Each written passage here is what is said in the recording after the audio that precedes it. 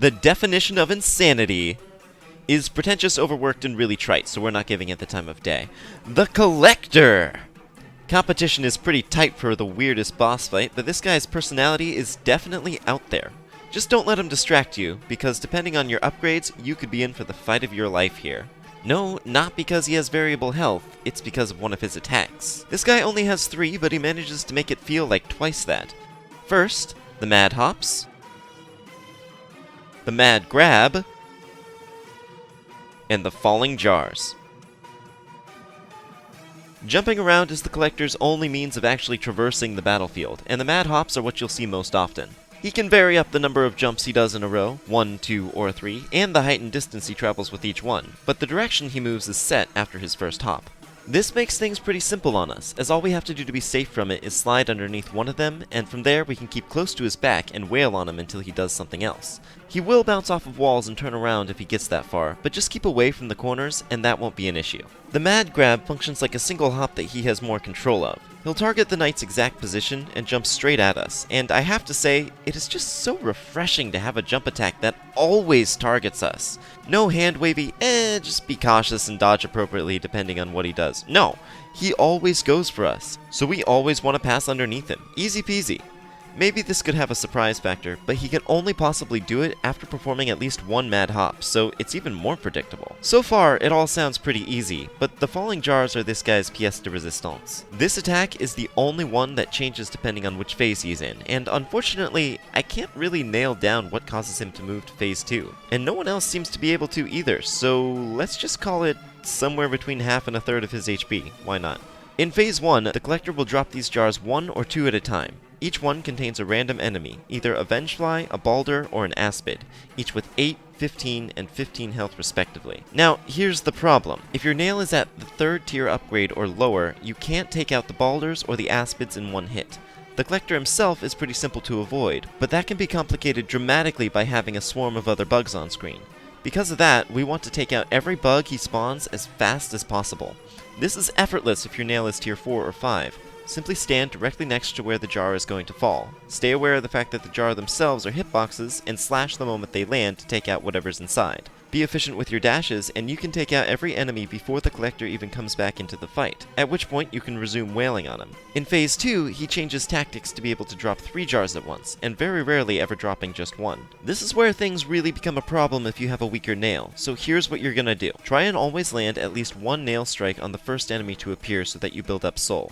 2 is preferable if it's not a Vengefly. Then, try and line up a spell to take out the rest. This strategy will make one of the Collector's special attributes very apparent, that being that hitting him doesn't grant soul. So, you'll only get soul from the bugs he summons. If you are driven enough to take this guy on under-equipped, you'll need to make up for that soul deficiency with charms. Probably both the Spell Twister and the Soul Catcher, or perhaps even the Soul Eater. Now, for the game plan, our number 1 priority is going to be to try and avoid jumping. Since everything the Collector does involves him being airborne, the ground is a much safer spot to avoid all his attacks. This is the main reason why we want to obliterate the bugs he summons as fast as possible, because 2 of them can fly, and if we have to chase them into the air to deal with them, then we're at much higher risk of getting hit. So, try and stay directly besides any spawning bugs, and if any fall inconveniently out of reach, blast them with a Vengeful Spirit or Shade Soul. Now, with all the summons out of the way, the Collector himself is remarkably easy. Just stay right up in his business and don't give him time to breathe. It's pretty difficult to heal in phase 2, so I'd recommend saving that for when he's staggered, and if you don't need to heal, I recommend Dream Nailing him instead of attacking, as that still grants soul despite his gimmick. Now, I consider myself a bit of a collector, so this is sort of a fight for dominance, and I've 100%ed Breath of the Wild, so bring it on. Joyful God of Possession. And even though we have gotten a few extra tools at our disposal since our last fight, really nothing has changed here at all. He is a very easy boss. Just as before, stick right next to him.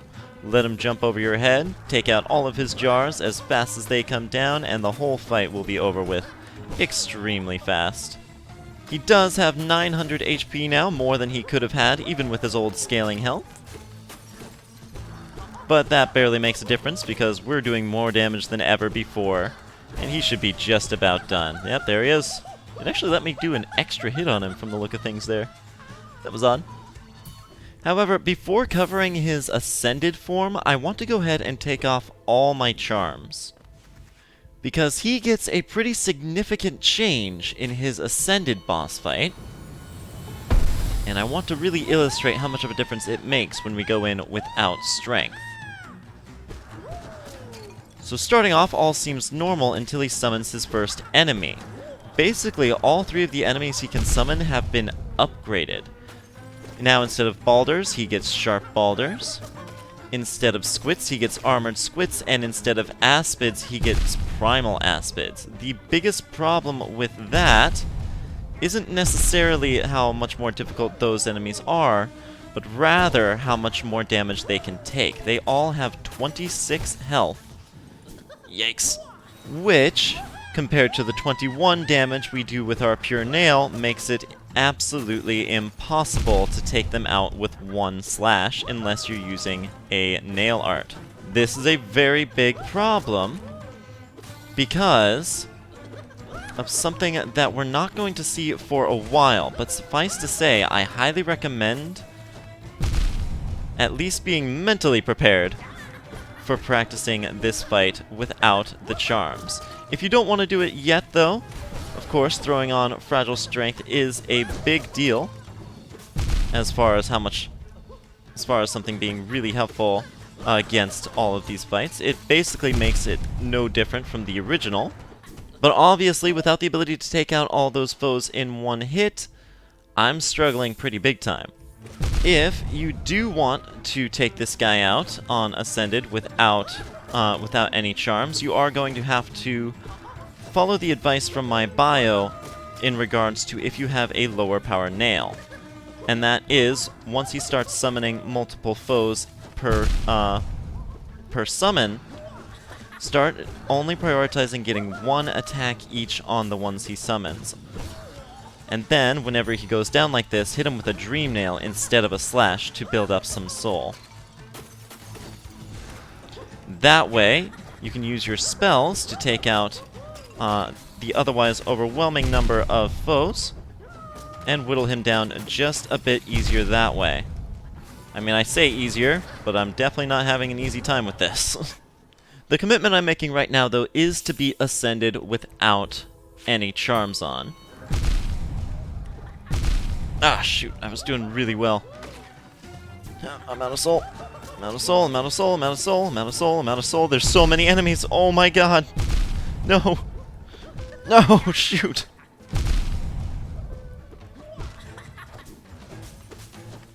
No. Ah, gosh. Oh! Oh, I did it. Okay. Oh, man. Okay, that particular challenge I consider to be more difficult than most of the Radiant foes that we are going to be taking on. Like, the vast majority of them. But trust me when I say it's a good skill set to have for the future.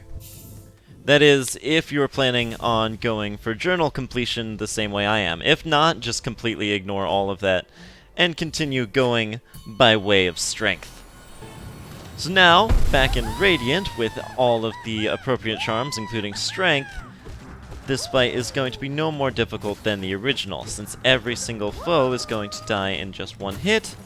It basically doesn't even matter what they are and what attacks they can do and how difficult they are to avoid, because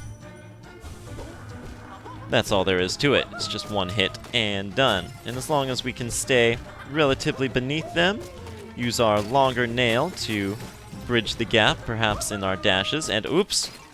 I kind of forgot we were on Radiant, to be honest.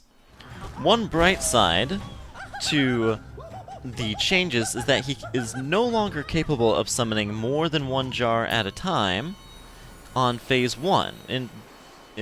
On his Attuned difficulty, he could summon 1 or 2 on his first phase, but in Ascended and Radiant, he'll only summon 1 at a time, which does make it easier to use that first phase to build up soul that you're going to need in that second phase. We want to go into the next fight with as much soul as we can possibly have, because his immediate follow-up is the Collector, and at 21 damage, his enemies with 26 health will all require 2 hits no matter what we do. This, if you recall quite a ways away, quite a while ago, is what specifically I recommended practicing against his Ascended form, Charmless, was in aid of. This fight is its own beast entirely when you go into it without charms. Everything is different. The entire skill set is switched. You want to make sure that you're gaining enough soul that you can use it on the bugs and not squandering it so much on what you might not need it on. Avoiding the series of 3 bugs that come from the ceiling can be extremely difficult,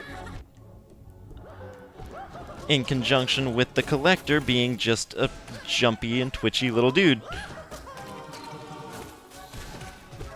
So practice in the Ascended form.